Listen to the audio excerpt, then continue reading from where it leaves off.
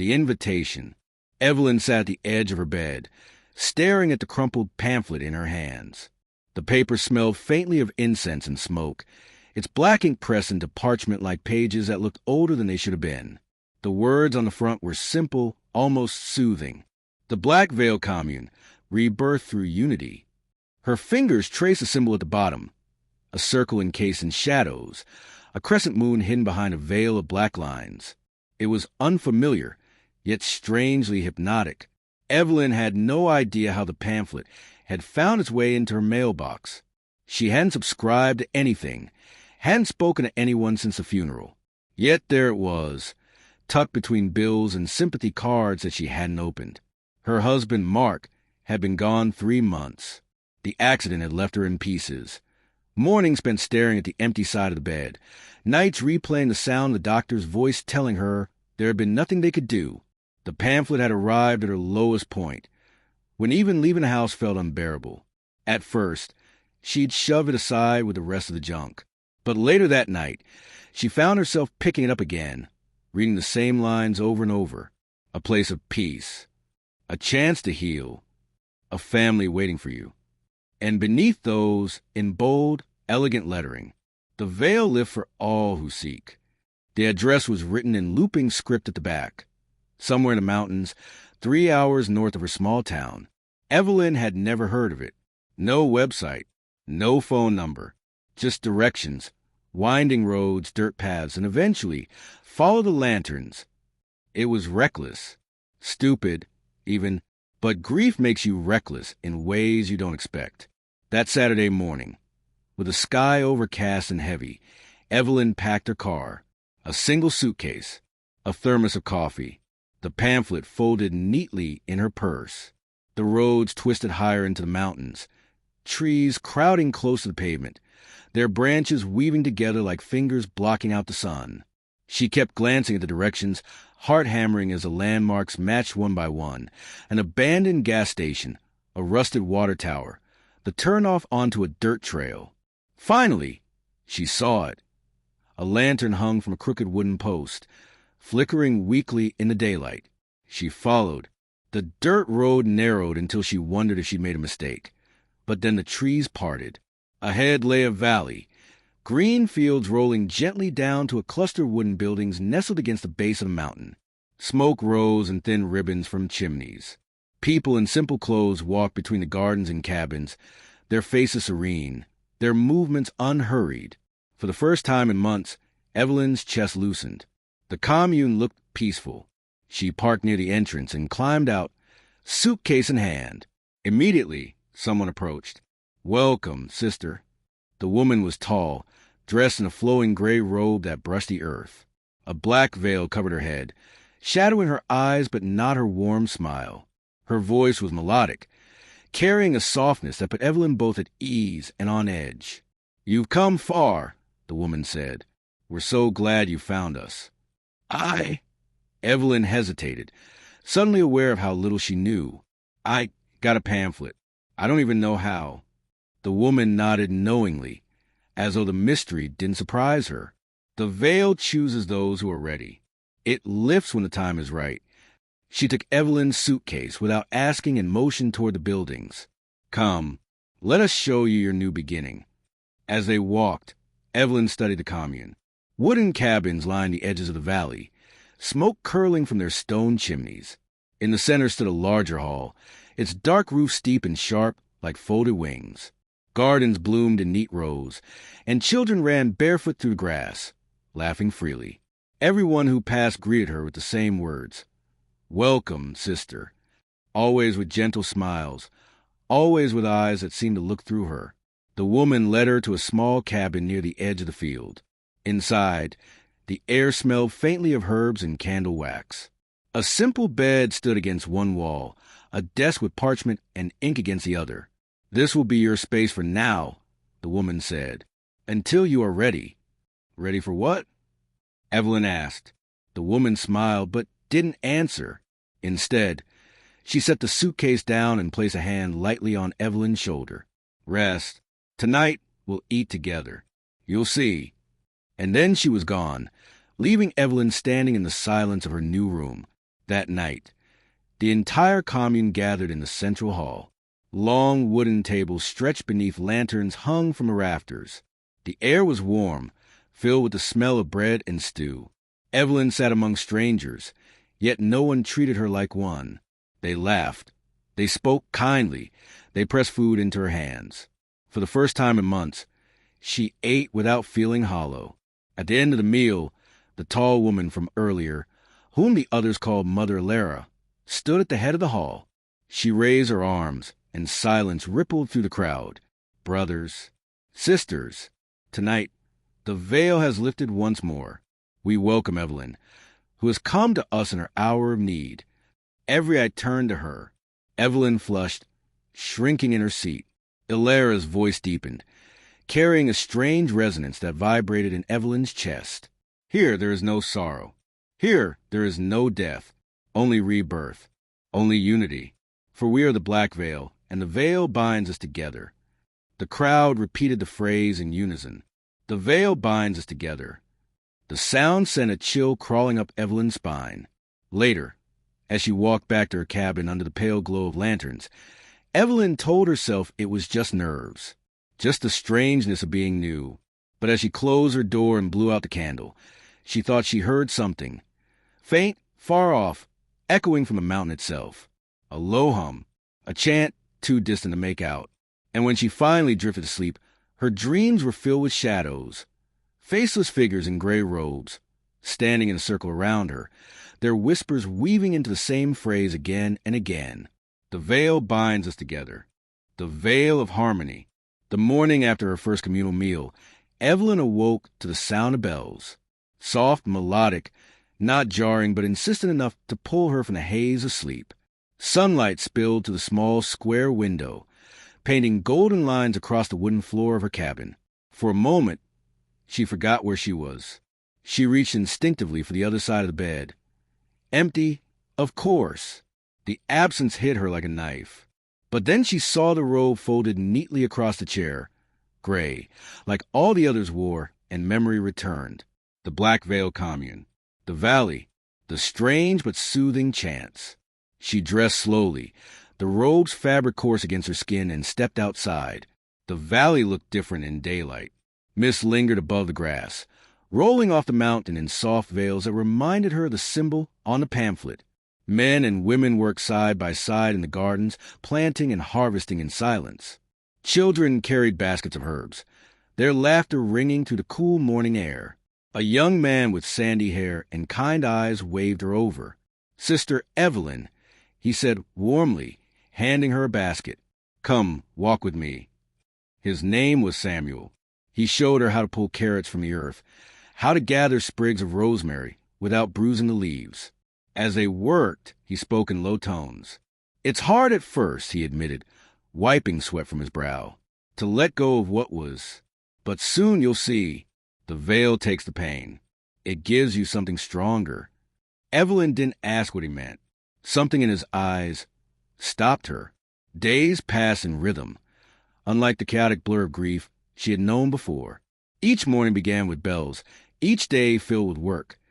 Gardening, cooking, repairing cabins. Evenings were spent in the great hall, where everyone ate together before chanting beneath the lanterns. Evelyn felt herself softening. Her grief didn't vanish, but it dulled under the weight of routine. Here, people looked at her without pity, without the careful distance her neighbors at home had carried. And yet, at night, when she returned to her cabin, she often heard whispers carried on the wind. Not conversations, not laughter, chants. Low, humming voices rising from the mountain itself. Sometimes she thought she saw lanterns moving along the slopes, where no paths should be. One evening, Mother Alara invited Evelyn to sit with her in the hall after supper. The others had left, leaving only flickering candles and the faint smell of stew in the air. "You're adjusting well," Alara said, her voice smooth as silk. "The veil embraces you." "I suppose," Evelyn said carefully. "Everyone here has been kind." Alara leaned forward, her veil brushing the table. "Kindness is only the surface. What we offer is far deeper. You came here burdened. You carry sorrow that eats at you. Tell me, does the world outside ease that pain?" Evelyn shook her head. No, nothing had. Alara smiled, almost knowingly. The outside world clings to sorrow. But here we shed it, through unity, through rebirth. The veil will take it from you if you let it. Her words sank into Evelyn like water seeping into dry soil. Part of her recoiled at the strangeness, the cult-like cadence of Alara's tone. But another part, the part that had woken alone for 90 nights, ached to believe her. The following week, Evelyn was assigned to help in the chapel. She hadn't realized the commune had one. It was set against a mountain, its door carved with the same veiled crescent symbol. Inside, the air was cool and heavy. Murals covered the stone walls, painted in black and crimson. At first, she thought they depicted angels, robed figures with halos, arms outstretched. But the longer she looked, the more wrong they seemed. The faces were obscured, eyes hollow. Some figures stood over others who lay prone. Their hands pressed the fallen bodies as dark shapes rose from them like smoke. Samuel, working beside her, noticed her staring. "They show the ascension," he explained reverently. "What's that?" she asked. He hesitated, then smiled softly. "You'll understand in time." That night, Evelyn couldn't sleep. The images from the chapel burned in her mind. She sat by the window, staring at the mountain. A flicker of light caught her eye, a lantern far up the slope. Then another, and another, a procession of them, winding slowly toward what looked like a cave mouth in the rock. She pressed her forehead to the glass, heart racing. Figures moved in the glow, robed and silent. She wanted to believe it was her imagination, but the sound reached her clearly, chanting, faint and rhythmic, carried down the valley on the night air. The veil binds us together. The next morning, she asked Samuel about the lights. His smile faltered. "Not yet," he said simply. "You're not ready." Later, she asked Alara. The woman only placed a hand on her cheek and whispered, "Patience, child. The veil reveals itself when it chooses." Their answers were kind, but they didn't soothe her. If anything, they made her feel like prey, something being fattened, softened, before the truth was shown. And yet she stayed, because despite the unease, despite the whispers in the murals, she felt something here she hadn't felt in months. Belonging. That evening, she sat with the others in the hall. The candles flickered, their flames stretching shadows high onto the rafters. Alara stood again at the head, arms outstretched. Brothers. Sisters. Tonight, another veil has thinned. Another path has opened. The crowd's response was immediate, unified. "The veil binds us together." Evelyn joined in, the words strange on her tongue but oddly comforting. And for a moment, surrounded by voices rising in perfect harmony, she almost forgot the hollow ache inside her. Almost. The rituals of the black veil, the unease that Evelyn had pushed aside for weeks, finally came to a head on the night of the harvest moon. The bells rang at twilight, but instead of the usual call to supper, they tolled slowly, heavily, echoing across the valley like the heartbeat of something ancient. Lanterns were lit along the central path, brighter and more numerous than usual, forming a trail toward the chapel carved against the mountainside. The commune gathered silently, each member dressed in their gray robes, their hoods drawn. Evelyn tried to ask Samuel what was happening, but he only pressed a finger to his lips. His face carried a solemn reverence she hadn't seen before. Mother Alara appeared at the chapel doors, flanked by 2 tall men with torches. Her veil shimmered in the firelight, hiding her eyes but not the stern, almost hungry curve of her mouth. "Tonight," she declared, her voice carrying unnaturally far, "we witness the veil's greatest gift. Tonight, we honor the passage from sorrow into unity. Tonight, a sister ascends." A ripple of murmurs stirred through the crowd. Evelyn's stomach twisted. Inside the chapel, the air was thick with incense, sharp and metallic, burning her throat.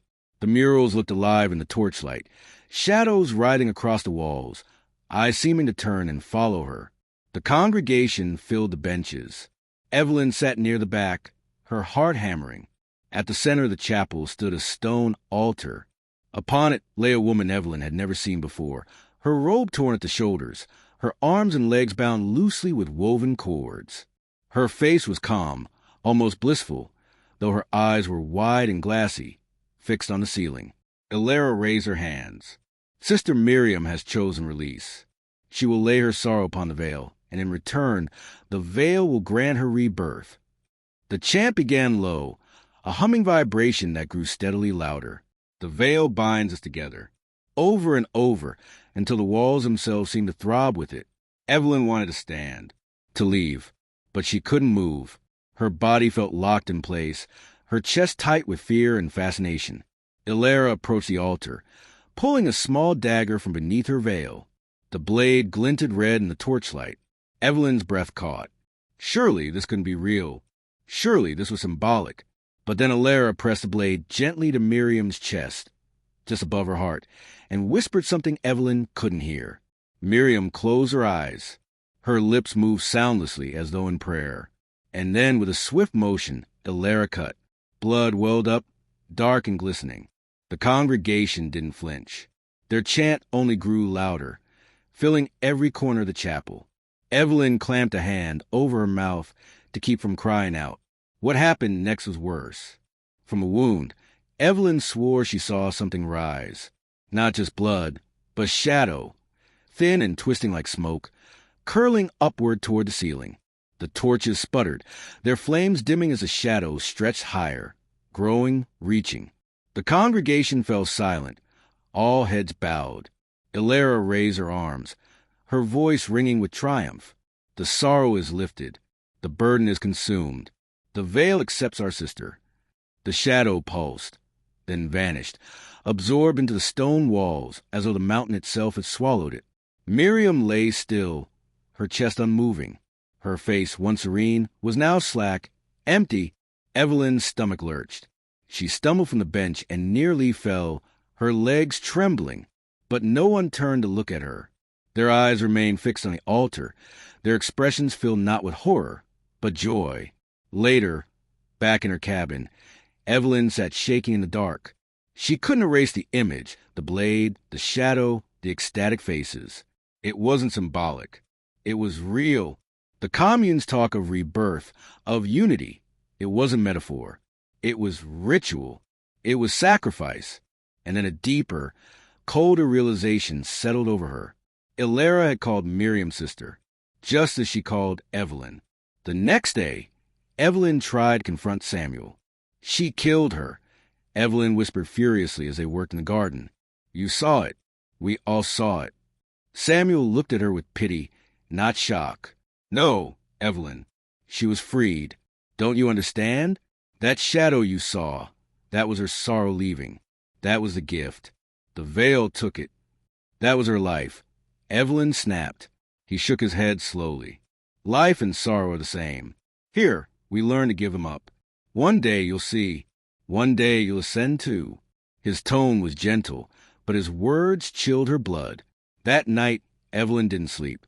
She paced her cabin listening. The whispers were louder now, clearer, voices chanting from deep within the mountain. The same phrase, endless, echoing. The veil binds us together. Over and over, until the words lost all meaning. When she looked out her window, she saw lanterns again, dozens this time, snaking up the mountain path. More processions, more rituals. She knew then that Miriam hadn't been the first, and she wouldn't be the last. And sooner or later, Evelyn realized with icy certainty, they would expect her to ascend. The last ceremony. Evelyn knew she had to leave. Every instinct screamed it. But the valley felt like a trap, the mountains looming high and impenetrable, the roads winding back into endless forest. Even if she fled, could she find a way out before they found her? Still, she couldn't wait. Not after what she'd seen in the chapel. She packed her suitcase in the dead of night, but when she opened her cabin door, she froze. Two robed men stood waiting, torches in their hands. Mother Ilara requests your presence, one said softly. The veil has chosen you. Her blood ran cold. They led her through the valley in silence. Lanterns lined the path to the chapel, their flames swaying in the night air. The entire commune was already gathered, their hoods drawn low, their eyes glittering with anticipation. Ilara stood at the altar, her veil glistening like wet silk. Sister Evelyn, she said, her voice carrying like thunder. Your sorrow is deep. Your burden is heavy. But tonight, the veil will lift it. Tonight, you will ascend. The congregation echoed in one unified breath. The veil binds us together. Hands guided her forward, gentle but unyielding. She was laid upon the cold stone altar. Cords tightened around her wrists and ankles. Above her, the murals loomed, the faceless figures, the rising shadows. Her chest heaved. No, I don't want this, she cried. Ilara only smiled beneath her veil. Sorrow never wants to leave, but freedom comes when you surrender. The dagger glinted in her hand. The chanting began, low and guttural, vibrating through the stone. Evelyn struggled, but the cords held firm. Her heart pounded so violently she thought it might burst. The blade lowered toward her chest. No, she screamed, twisting desperately. You don't have to do this. For the first time, Ilara's composure cracked. Her voice rose, sharp and commanding. Be still. The veil hungers for you. The crowd's chant grew louder, frantic. The veil binds us together. The veil binds us together. And then the torches flickered violently. The shadows on the walls stretched, lengthened, reaching down from the murals like blackened hands. The chanting faltered. People gasped. Something moved in the darkness. The shadow Evelyn had seen before, that strange, twisting smoke, now poured from the cracks in the stone, seeping from the mountain itself. It rose in thick coils, swallowing the torch's light, filling the chapel with suffocating darkness.